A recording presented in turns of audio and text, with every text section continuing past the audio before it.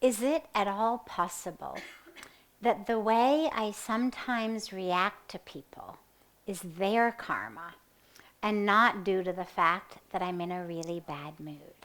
We are not the karmic police. The law of karma does not require us to dish out what people are due. So you should never think that what you're doing is giving someone their karma. And the reason is we have no way of knowing the full picture. You may see one action of someone, one karma. Karma literally means action. When we talk about getting karma, it's not exactly right. It's getting the fruits of karma. Karma means action. And the fruits of that action are what we receive.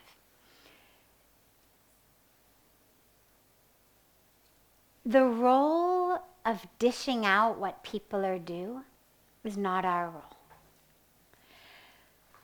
That's the role of the universe. So you should never worry about what is someone else's karma. What do they need to get? What do they deserve? Think about what is your karma, as in what actions are you doing, and therefore what fruits are you going to get. So if you react badly to someone, sure, it's interconnected with their karmic package, or they wouldn't be in a relationship with you in the first place. Everyone we interact with is in our lives for a reason. Our colleagues, our loved ones, our families, we come onto this earth and we actually choose. We choose the path that we're walking. Some of it we choose consciously. We make a conscious decision to co-create our lives with the universe in a certain way. Some of it we chose even before we were born. We chose the families we were going to come into. We chose the way that we were going to come into the world because of the full interaction of our karmic package. That it's not just about rewards and punishments. It's not, someone must have done something bad, that's why I got mad at them now, and so they're really just getting their karmic due, and I don't need to control my temper because if I yelled at them, and generally I'm a nice person, it means they must have deserved it. No. What we choose about our lives, the paths that we walk, the families we come into, the situations we come into, we choose because those are the ones that are the most conducive for our next step of spiritual growth. We look at someone who's really rich and you think, oh, if money is your thing, you think, oh, God, I wish I were as lucky. I wish I had done whatever good karma that guy must have done to get so much money. Or you look at someone who's really beautiful or really handsome or very successful and you think, oh, they must have done some really good karma. That's why they're getting this. The law of karma gives us not rewards and punishments. The law of karma has no preference of fat or thin, dark or fair, tall or short, married, unmarried, 4 children, no children. The law of karma isn't saying, oh, you were really good, so you're going to get this sought-after package over here. It's not like getting a promotion at work. You do a good job, the boss calls you in, says, well, all right, here's your promotional package. No. We get what we get because, A, it's literally the direct fruits of what we've done in the past. So we've planted seeds in the past that are bearing fruit today. Some of it we get because it is the most conducive way for us to peel back our next layers, to peel back that which we need to peel back to move ahead, to get closer to our ultimate awareness. Sometimes that happens in health. Sometimes it happens in sickness. Sometimes it happens in success. Sometimes it happens in loss. Sometimes it's going to happen in a certain family. Sometimes it happens in a different type of family. So that which we receive as our karmic package is A, the results of the seeds we've planted, and B, that which is conducive for us, the most conducive for us to take our next step. So forget the other guy for just a moment. Look at your own karmic package. What you're receiving in the world is not about rewards or punishments. But it's also not about someone being nice or not nice or fair or not fair. What you're receiving is that which, in whatever very complex algorithm the universe uses, that which is the most conducive for you to take your next step. And so if it happens in health, wonderful. If it happens in sickness, ask yourself, what's the step I'm supposed to be taking here? What am I supposed to be learning here? And yeah, sure, the sickness may be due to some seed you've planted in the past, but that doesn't mean you're to blame for it. A lot of times we blame ourselves. You must have done something wrong. That's why you're sick. That's why you're failing. No. Sure, the fruit of a seed you planted, but it's neither wrong nor right. It just is. And when it is, the only question that we need to ask ourselves is, what's the step I'm supposed to be taking from here? What's the layer of me that's supposed to be getting peeled back? How is this situation supposed to be something that through walking through, I attain a deeper, higher level of awareness? Because that's what we're getting. The universe is not dishing out rewards and punishments. It's not like Santa Claus. You know, we're taught when we're kids, right? Santa knows if you've been good or bad. And so we tend to put that vision onto God, onto laws of karma. But God isn't Santa Claus. The law of karma isn't Santa Claus. Nobody is sitting there saying, have you been good or bad? What are you going to get? God is there. If God were saying anything, saying, come, come, come, come into awareness, come into awareness, come into awareness. Come to me. Come to me in you. That's all God says. And the law of karma is giving you that which you need to take your next step. And if it's bitter, if you're not enjoying it, then ask yourself, number one, when and where did I plant this seed, and how can I be sure not to plant it again? If I've got an apple tree in my yard and I'm allergic to apples and they make me break out in hives, and all right, well, at some point you or someone planted an apple seed in your garden. So how can I prevent that in the future? But in the meantime, now that I'm here with this apple tree that I'm allergic to, and I hate apples and they give me hives, how can I use it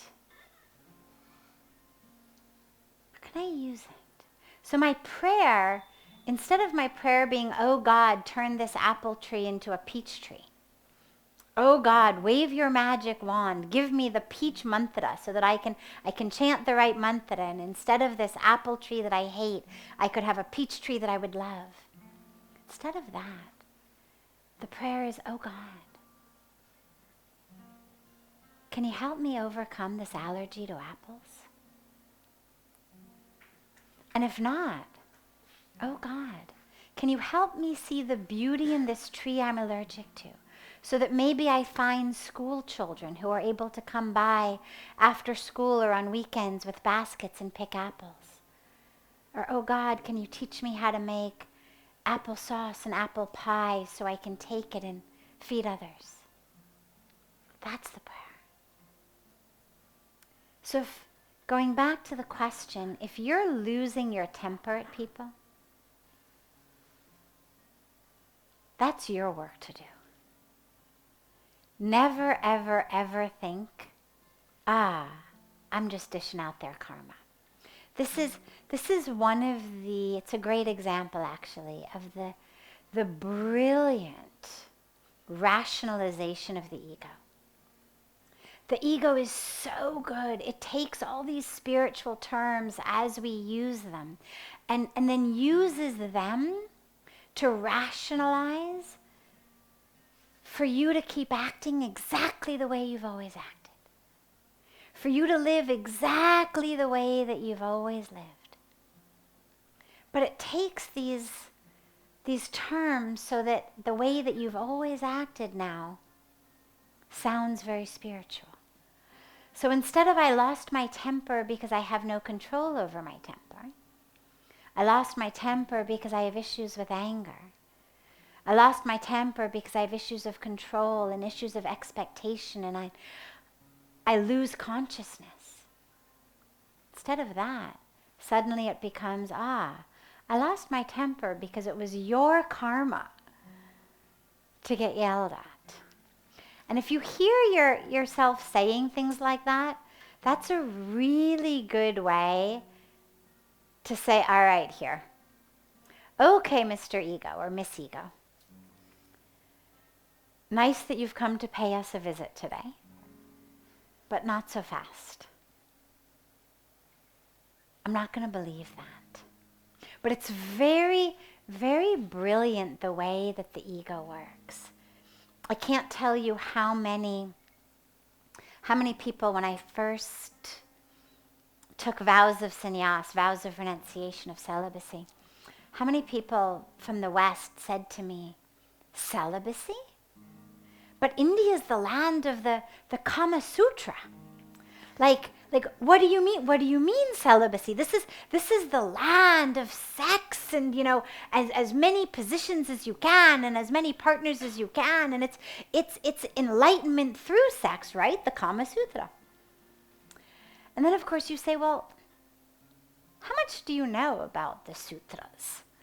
And of course, they don't know anything about the sutras, but they just know that there is something called the Kama Sutra and that it has to do with sex, and maybe they've seen something of it. And so, of course, what happens is the ego is brilliant. It says, I want to be a spiritual person. I want to give myself the stamp of approval of spirituality. But I'm sexually promiscuous. And so how can I keep doing exactly what I'm doing? But now instead of promiscuity, we call it tantra. So again, lots of people say to me, oh, I'm practicing tantra. And I say, oh, that's really interesting. Tell me about it. What does that mean for you? Well, typically in places where they haven't studied it very deeply or haven't studied it from real masters, what it looks like is lots of sex with lots of people with a stamp of approval of spirituality. Because this is the game of the ego. I want to keep doing what feels good to me, what I want to do, but I want to give myself that spiritual stamp of approval. So, Where when I was just a normal, non-spiritual person, I had this conscience that said, maybe I shouldn't be cheating on my husband or wife. Now that I'm spiritual, it's Tantra. It's part of my spiritual path. Now it's a good thing. It's a spiritual thing. So see how we make losing my temper, promiscuity, all of these things that otherwise we would tell ourselves, I need to work on that. But if you can co-opt some spiritual terms, suddenly you have rationalization. So you've got to be really careful of this. Really careful of the way that the ego wants to keep doing exactly what it likes to do, exactly what its habit is of doing. But give it a spiritual explanation.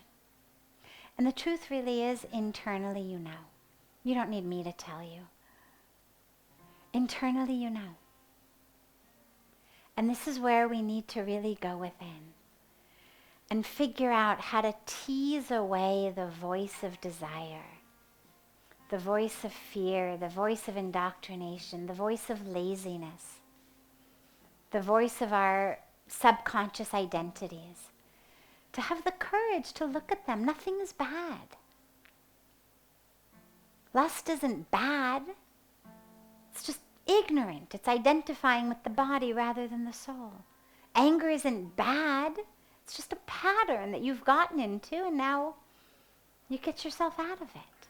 Nothing is bad. There's just aspects that bring us closer to the light and aspects that keep us from the light. Aspects that bring us closer to the truth of who we are and aspects that keep us farther from the truth of who we are. Aspects that bring us into an awareness of soul and aspects that keep us rooted in body. So have that courage. Whoever asked this question can't really think that they're yelling at someone because it's the other guy's karma. We know. Puja Swamiji always says, even dogs know. He says, you watch a dog steal a piece of bread or something off of one of those food carts. The dog steals it, and it then goes like this. And if there's no one around, the dog will sit and eat it right there. But if there is someone around, the dog will run into a dark corner and eat it there. So Puja Swamiji always says, even the dog knows. And we know. We just have to have the courage to stop selling ourselves short. To stop telling ourselves, I can't get over my anger, I can't get over my lust, I can't get over my laziness, I can't get over my material obsession, therefore, I need to concoct this spiritual drama around it so that I can keep doing it and feel okay about it. Have the courage to just face it. Bring some light to it. The minute you bring light to it, that darkness dispels. And that's the goal of the path, is to just become that light. And the darkness dispels.